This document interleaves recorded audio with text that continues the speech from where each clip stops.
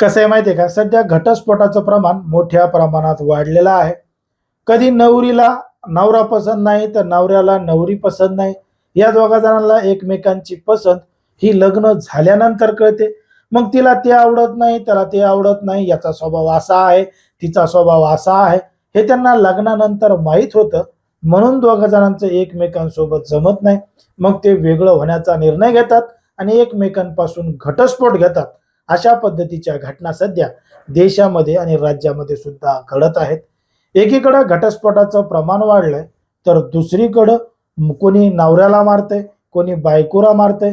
कारण की त्यामध्ये विवाहबाह्य संबंधाचं प्रमाण सुद्धा वाढलेलं आहे आणि अशा घटना सध्या आपला आजूबाजूला परिसरामध्ये मोठ्या प्रमाणात वाढत चाललेल्या आहेत. एकीकडं तरुणांचं लग्नाचं वय निघून चाललंय, दुसरीकडं तरुणींचं सुद्धा लग्नाचं वय होत आहे. पण मात्र तरी सुद्धा त्यांना योग्य जोडीदार मिळत नसल्यामुळं त्यांचे लग्न लवकर होत नाहीत आणि इकून तिकून झाले तर ते नाते टिकत नाहीत. असंच सध्या आपल्याला सगळीकडे पाहायला मिळतंय. पण मात्र नातं एकमेकांसोबत न टिकण्यामागं काही कारणं आहेत का? हे सगळं असं कशामुळं घडतंय? हेच आपलं सविस्तर या व्हिडिओमध्ये बघायचं.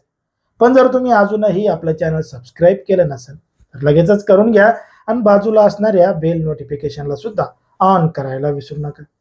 कसं आहे माहिती आहे का, सध्या घटस्फोटाचं आणि विवाहबाह्य संबंधाचं प्रमाण मोठ्या प्रमाणात वाढत चाललं आहे. कोणी म्हणतंय मोबाईलमुळं बिघडलं, कोणी म्हणतं सोशल मीडियामुळं बिघडलं, कोणी म्हणतंय होणाऱ्या कार्यक्रमांमुळं बिघडलं, पिक्चरमुळं बिघडलं. अशा वेगवेगळ्या कारणांमुळं हे नाते बिघडत चालले आहेत, असं बरेच जण कमेंटच्या माध्यमातून सांगत आहेत. पण मात्र या सगळ्या कारणांबरोबरच एक मुख्य कारण आहे, जे नातं त्याच्यामुळं टिकत नाही. ते कारण म्हणजे नवरा बायकोमध्ये नेमकं वयाचं अंतर किती असलं पाहिजे. दोघांमध्ये एक सारखंच अंतर असलं तर नातं टिकतं का? दोघांमध्ये कमी जास्त अंतर असलं तर नातं टिकतं का? नातं नेमकं कवा टिकतं तेच आपलं सविस्तर या ठिकाणी बघायचं. जर आपण पाहिलं तर काही वर्षांअगोदर जरा विचार केला तर एक गोष्ट आपल्या लक्षात येते, की त्यावेळी लग्न हे लवकर होत होते आणि नवरीपेक्षा नवरदेवाचं वय हे त्यावेळी जास्त असायचं.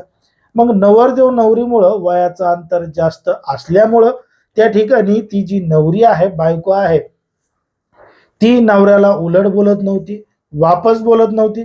कारण की तिच्यापेक्षा 10-5 वर्षांनी नवरा मोठा असायचा. त्याला तिच्यापेक्षा जास्त अनुभव असायचा. घर कसं दाखवायचं, घर कसं चालवायचं, समाजामध्ये कसं राहायचं, त्याला या सगळ्या गोष्टींचा अनुभव होता. म्हणून बायको नवऱ्याला जास्त काही बोलत नव्हती, वापस सुद्धा बोलत नव्हती, नवऱ्याच्या धाकामध्ये राहत होती. तर दुसरीकडं बायको जरी नवऱ्याला काही म्हणली, भणभण केली, चिडचिड केली, हे नाही, ते नाही आणलं, असं जरी म्हणली, तरी सुद्धा तो नवरा बायकोला समजून घेत होता. कारण की तो तिच्यापेक्षा वयानं मोठा होता. त्याला माहीत होतं ही माझ्यापेक्षा लहान आहे, हिला काही जास्त कळत नाही. कळालं तरी बोलली तर बोलली, जाऊ द्या. तो समजून घेऊन बायकोला समजून घेत होता आणि संसाराचा गाडा चालवत होता. त्या काळामध्ये नवरा बायकोच्या संसाराचा गाडा थोडेफार भांडणं का व्हायना तरी सुद्धा चांगल्या पद्धतीनं चालत होता. पण मात्र कालांतराने लग्नामधलं जे वय आहे, अंतर आहे, हे बदलत गेलं. आजकालच्या परिस्थितीमध्ये नवरा नवरीमधलं जे अंतर आहे हे जवळपास सारखंच झालेलं आहे. दोघांचे वय सुद्धा सारखेच झालेले आहेत. नाहीतर काही काही ठिकाणी नवरीच नवरदेवापेक्षा मोठी आहे, नवरदेव छोटा आहे. तर काही काही ठिकाणी नवरा बायकोच्या नात्यामध्ये फक्त 1 ते 2 वर्षाचंच अंतर आहे. मग असं वयाचं अंतर असल्यामुळं त्याचा परिणाम समाज जीवनावर होतो का? तर नक्कीच समाज जीवनावर सुद्धा त्याचा परिणाम होतो. नवरा बायकोचं वय जर सारखंच असलं तर त्या दोघा जणांचे विचार सुद्धा सारखेच असतात. त्या दोघं जण सुद्धा सारखेच शिकलेले असतात आणि दोघांचंही नॉलेज सारखंच असल्यामुळं ते एकमेकांसोबतच चढाओढ करतात. तुला काही समजत नाही, तुला काही समजत नाही. आता कोण किती शहाणं आहे हे एकमेकांना समजून सांगण्याचा प्रयत्न करतात. कारण की दोघांचं शिक्षण सारखं आहे, अनुभव सारखा आहे आणि समजदारपणा सुद्धा सारखाच आहे. एखादा मोठा जर व्यक्ती असेल तर दुसरा व्यक्ती त्याला बोलताना विचार करतो, की बाबा हा आपल्यापेक्षा मोठा आहे, त्याला जास्त अनुभव आहे. पण या ठिकाणी दोघांचं वय सारखं असल्यामुळं काही काही जणांमध्ये वाद-विवाद होतात. म्हणून त्यांची लग्न टिकत नाहीत, असं बऱ्याच जणांचं म्हणणं आहे. परंतु काही काही ठिकाणी वयाचं अंतर सारखं असल्यामुळं दुसरा एक त्याचा फायदा असा आहे, की दोघांचे विचार सारखे असल्यामुळं दोघांचे विचार मॉडेल असल्यामुळं काय पाहिजे काय नाही पाहिजे, कशा पद्धतीनं कोणती गोष्ट ठरवायची हे एकमेकांना समजून घेण्यासाठी फायदेशीर ठरतं. पण मात्र मग कधी कधी असं काही घडतं, वादविवाद एवढ्या मोठ्या प्रमाणात वाढतो की या वादविवादाचं प्रमाण एखाद्या घटनेमध्ये रूपांतरित होतं. अशी सुद्धा प्रकरणं आहेत. पण मात्र दुसरीकडं ज्यांच्या वयाचे लग्नाचं वय किंवा नवरा बायकोचं अंतर समसमान आहे, यांच्यापेक्षा ज्यांच्या लग्नाच्या वयामध्ये अंतर आहे यांचीच नाती मजबूत आहेत असं दुसरीकडे आपल्याला चित्र दिसतं.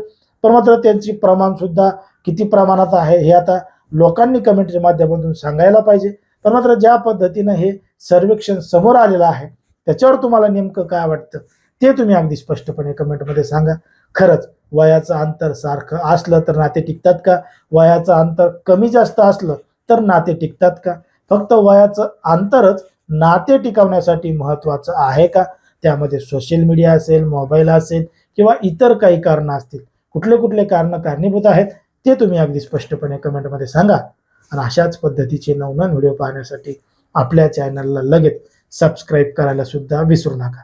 कारण की कोणाच्याही भावना दुखवणं, कोणाचंही मन दुखवणं हा आपला उद्देश नाही. सध्या समाजामध्ये जे घडतंय, मीडियामध्ये जे दिसतंय तेच आपण या ठिकाणी सांगायचा प्रयत्न करत असतो. आणि जर कोणासोबत असं घडत असेल त्यांना सतर्क आणि सावध राहण्याचं सुद्धा आवाहन करत असतो.